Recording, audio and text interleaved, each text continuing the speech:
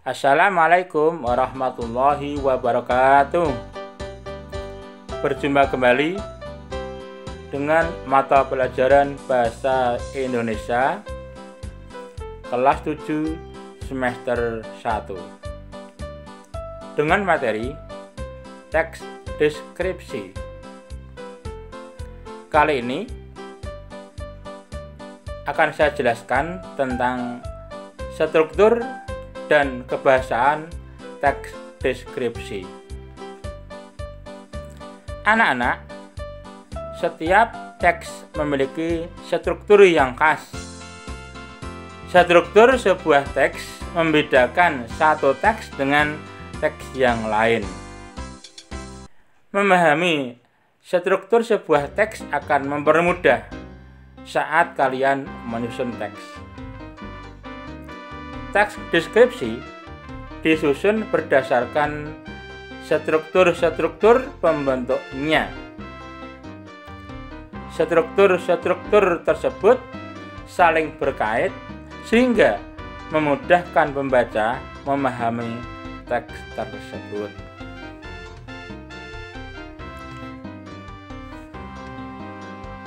Kemudian saya sampaikan tentang struktur teks deskripsi. Yang pertama, A. Identifikasi.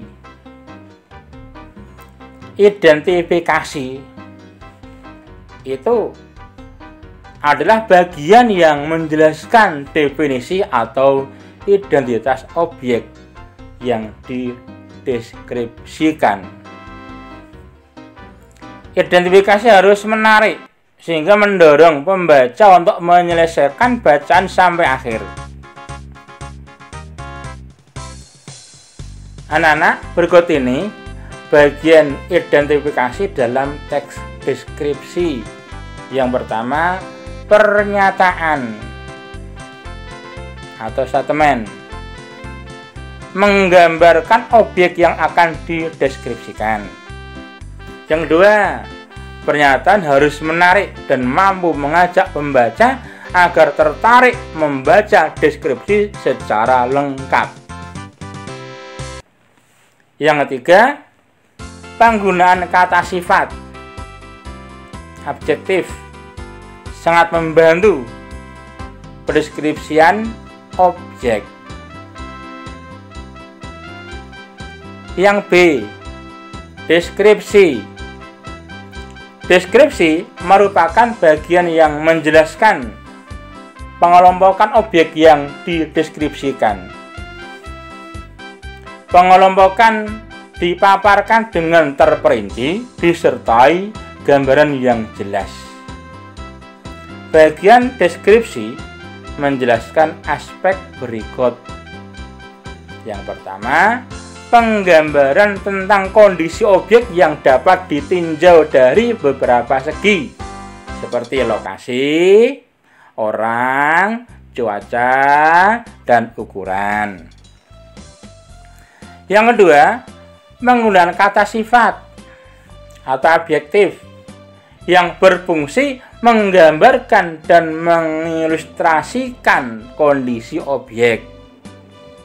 Tadi tentang struktur teks deskripsi sudah saya sampaikan. Kemudian menuju ke dua, kebahasaan dalam teks deskripsi. Teks deskripsi memiliki ciri-ciri kebahasaan yang membedakannya dengan jenis teks lain. Penggunaan bahasa dalam teks deskripsi yaitu kalimat-kalimatnya berisi penjelasan terperinci untuk mengkonkretkan objek dan pilihan kata dengan emosi kuat. Berikut ini ciri kebahasaan yang terdapat dalam teks deskripsi. A. Kalimat berisi penjelasan terperinci untuk membuat objek menjadi konkret. Kalimat penjelas adalah kalimat-kalimat yang isinya merupakan penjelasan, uraian, atau berupa perincian tentang kalimat utama suatu paragraf. Nah, sedang ciri-ciri kalimat penjelasan sebagai berikut. Yang pertama, berupa pendukung suatu kalimat utama yang menyajikan deskripsi, contoh, perbandingan, alasan, dan penjelasan mengenai topik yang dibahas. Yang kedua, merupakan kalimat yang tidak dapat berdiri sendiri. Yang ketiga, kalimat-kalimat penjelas membutuhkan kata penghubung agar suatu paragraf menjadi koheren atau berkesinambungan. Perhatikan contoh berikut. Istana Kadriyah Kesultanan Pontianak. Istana Kadriyah merupakan cikal bakal lahirnya kota Pontianak. Istana ini mulai dibangun pada tahun 1771 dan selesai dibangun pada tahun 1778. Istana ini terletak di pusat kota Pontianak. Istana Kadriyah terbuat dari kayu belian pilihan. Istana Kadriyah mempunyai halaman luas dan bersih dengan rumput yang terawat dengan baik. Di objek wisata ini, wisatawan bisa melihat 13 meriam kuno buatan Prancis dan Portugis di sisi kanan, tengah, dan kiri depan istana. Di halaman depan, wisatawan akan takjub melihat anjungan. Pada zaman dahulu, anjungan tersebut digunakan oleh Sultan untuk menikmati panorama Sungai Kapuas dan Sungai Landa. Di halaman istana juga diletakkan sebuah genta.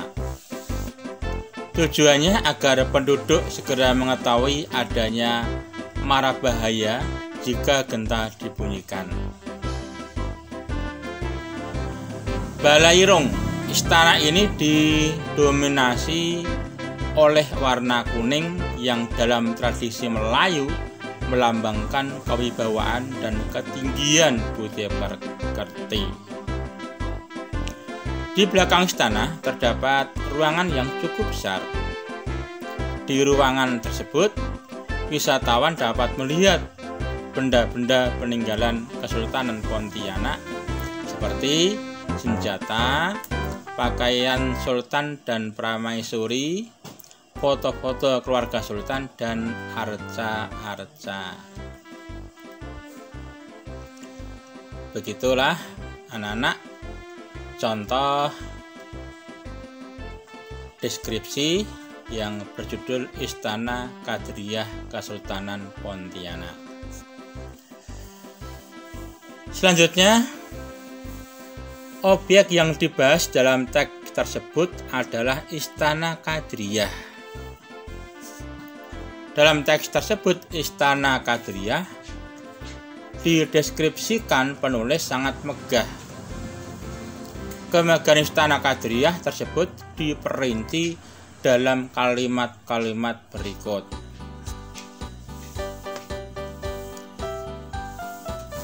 Kalimat kemegahan bangunan istana tampak dari luar bangunan. Nah, kalimat perinci agar lebih konkret diperjelas. Istana Kadriyah terbuat dari kayu belian pilihan. Istana Kadriyah mempunyai halaman luas dan bersih dengan rumput yang terawat dengan baik. Di objek wisata ini, wisatawan bisa melihat 13 meriam kuno buatan Prancis dan Portugis di sisi kanan, tengah, dan kiri depan istana. Kemudian selanjutnya yang B, penggunaan kalimat yang menggunakan serapan panca indera. Dalam mendeskripsikan objek, penulis teks deskripsi sering menggunakan kalimat yang menggunakan serapan panca indera. Contohnya, 1. Di halaman depan istana wisatawan akan takjub melihat anjungan. 2. Penduduk diharapkan segera mengetahui adanya mara bahaya jika genta dibunyikan. Tuh. Yang C, menggunakan pilihan kata dengan emosi kuat dalam teks deskripsi. Kata emosi adalah kata-kata yang digunakan untuk menggambarkan dan mengekspresikan perasaan yang dialami seseorang. Teks deskripsi juga menggunakan kata-kata dengan emosi kuat. Contoh, di halaman depan wisatawan akan takjub melihat anjungan. Tuh. Yang D, penggunaan kata bersinonim dalam teks deskripsi. Sinonim adalah suatu kata yang memiliki bentuk berbeda tetapi memiliki satu makna atau pengertian sama atau mirip. Contoh, kata luas, sinonimnya lapang, lebar. Kalau dibuat kalimat, Istana Kadriah mempunyai halaman luas dan bersih dengan rumput yang terawat. Kata melihat, sinonimnya menyaksikan. Di halaman depan wisatawan akan takjub melihat anjungan.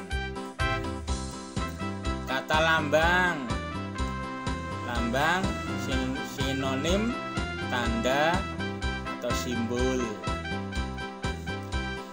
Balairung, istana ini didominasi oleh warna kuning yang dalam tradisi Melayu melambangkan kewibawaan dan ketinggian budi pekerti. Itu contohnya tentang sinonim. Kemudian yang penggunaan kata depan. Kata depan disebut juga preposisi. Kata depan adalah kata yang menandai berbagai hubungan makna antara konstituen di depan preposisi tersebut dengan konstituen di belakangnya. Dalam frase pergi ke pasar misalnya, preposisi ke menyatakan hubungan makna arah antara pergi dan pasar.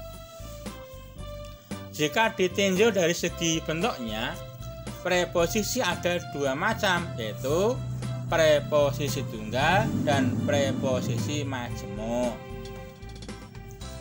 Contoh ini, contoh bacaannya. Tolong didengarkan dan diperhatikan. Keindahan batik Sumeneb. Meskipun daerah kepulauan dan maritim, tidak berarti motif batik Sumeneb melukiskan biota laut seperti di daerah pesisir lain. Di Sumeneb sudah jarang sekali ditemukan motif batik ikan, walaupun tetap ada. Gambar bunga, dedaunan, dan binatang darat lebih dominan tergambar pada corak batik ini. Pakemnya, batik Sumeneb itu harus batik tulis, lalu motifnya bisa dikembangkan secara atraktif. Ciri lain batik Sumeneb menggunakan lebih dari 2 warna. Minimal ada 3 warna dalam satu lembar kain batik Sumeneb. Batik Sumeneb tidak memiliki warna khusus seperti batik Semarang yang dominan warna merah, terang, dan kuning. Dalam satu kain banyak yang terdiri atas beberapa motif. Walaupun terlihat ramai, tetapi kombinasi motifnya tetap terlihat harmonis. Jika berkunjung ke Sumenep, kamu akan mengetahui beberapa motif batik yang menjadi favorit masyarakat. Beberapa motif tersebut yaitu beras tumpah, alam berupa dedaunan, bunga tulip, burung garuda, dan burung merak. Tingkat kerumitan gambar-gambar pada kain batik sangat menentukan harganya. Nah, itu petikan yang berkaitan dengan contoh deskripsi keindahan batik Sumenep. Kemudian keterangannya, anak-anak, penggunaan kata depan dalam teks tersebut sebagai berikut. Ada kata depan di. Kata depan di Sumenep sudah jarang sekali ditemukan motif batik ikan, walaupun tetap ada. Di, kata depan di, beda dengan awalan di. Kata depan ke. Jika berkunjung ke Sumenep, kamu akan mengetahui beberapa motif batik yang menjadi favorit masyarakat. Ke Sumenep. Ke Sumenep. Kata depan pada. Gambar bunga, dedaunan, dan binatang darat lebih dominan tergambar pada corak batik ini. Pada corak batik ini. Sekarang yang F, penggunaan huruf kapital dalam teks deskripsi. Huruf kapital, huruf besar. Huruf kapital dalam teks deskripsi digunakan sebagai berikut. Yang pertama, huruf pertama unsur nama orang, termasuk julukan, misalnya Kadriah, Abdul Jalil, Saifuddin, Fatahillah, dan sebagainya. Yang kedua, huruf pertama nama bangsa, contohnya suku bangsa dan bahasa, misalnya bangsa Indonesia, suku bangsa Madura, suku bangsa Melayu, Arab, Eropa. Yang nomor 3, huruf pertama nama tahun, bulan, hari, dan hari besar atau hari raya, misalnya bulan Agustus, hari Jumat, hari Galungan. Yang keempat, huruf pertama nama geografi, misalnya Prancis, Portugis, dataran tinggi Dieng, Pontianak, Jawa Barat. Yang kelima, huruf pertama nama geografi yang digunakan sebagai keterangan suatu budaya atau kekhasan daerah, misalnya songket Palembang, batik Pekalongan, batik Madura, tarian Sulawesi Selatan, dan sebagainya. Huruf kapital tidak dipakai untuk menuliskan satu huruf pertama nama geografi yang bukan nama diri, misalnya berlayar ke Teluk, menyeberangi selat, dan sebagainya. 2. Nama diri geografi yang dipakai sebagai nama jenis, misalnya jeruk Bali, kacang Bogor, nangka Belanda, dan sebagainya. Itu tidak menggunakan huruf kapital. Nah, demikian anak-anak untuk materi pada kesempatan ini. Untuk mengukur pemahaman kalian, bacalah dan dengarkan teks deskripsi berikut, kemudian kerjakan tugas uji kompetensi 3. Soalnya sebagai berikut. 1. Apakah yang kamu ketahui tentang struktur teks deskripsi? Yang 2, aspek apa saja yang menjelaskan bagian identifikasi? Untuk soal 3, 4, dan 5, perhatikan teks deskripsi berikut ini. Selamat mendengarkan dan perhatikan. Bung Tomo. Sutomo atau Bung Tomo lahir di Surabaya, Jawa Timur, 3 Oktober 1900. 1920. Pada usia 12 tahun, ia terpaksa meninggalkan pendidikannya di Mulo. Saat itu, Bung Tomo melakukan pekerjaan kecil-kecilan untuk mengatasi dampak depresi yang melanda dunia. Kemudian, ia menyelesaikan pendidikan HBS-nya lewat korespondensi, tetapi tidak pernah resmi lulus. Selanjutnya, Bung Tomo bergabung dengan KBI, Kepanduan Bangsa Indonesia. Beliau mengatakan bahwa filsafat kepanduan dan kesadaran nasionalis yang diperoleh dari KBI dan kakeknya merupakan pengganti untuk pendidikan formalnya. Pada usia 17 tahun, ia menjadi terkenal ketika berhasil menjadi orang kedua di Hindia Belanda yang mencapai peringkat pandu Garuda. Bung Tomo pernah menjadi jurnalis yang sukses. Kemudian, ia bergabung dengan sejumlah kelompok politik dan sosial. Ketika ia terpilih menjadi anggota Gerakan Rakyat Baru pada tahun 1944 yang disponsori Jepang, hampir tidak seorang pun mengenal dia. Namun, semua itu dipersiapkan Sutomo untuk peranannya yang sangat penting.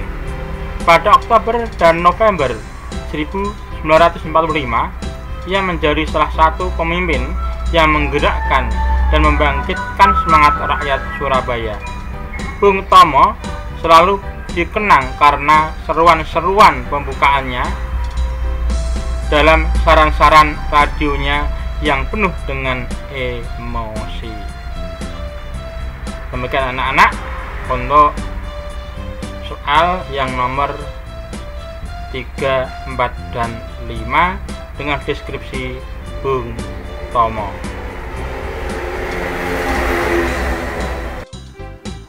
Soal nomor 3, tentukan struktur teks Bung Tomo dari setiap paragraf. 4. Tentukan informasi penting setiap paragraf teks Bung Tomo tersebut. Soal kelima, tentukan unsur kebahasaan yang ada dalam teks Bung Tomo, sajikan dalam bentuk tabel. Selamat mengerjakan. Demikian materi pada kesempatan ini. Selamat belajar. Sampai jumpa.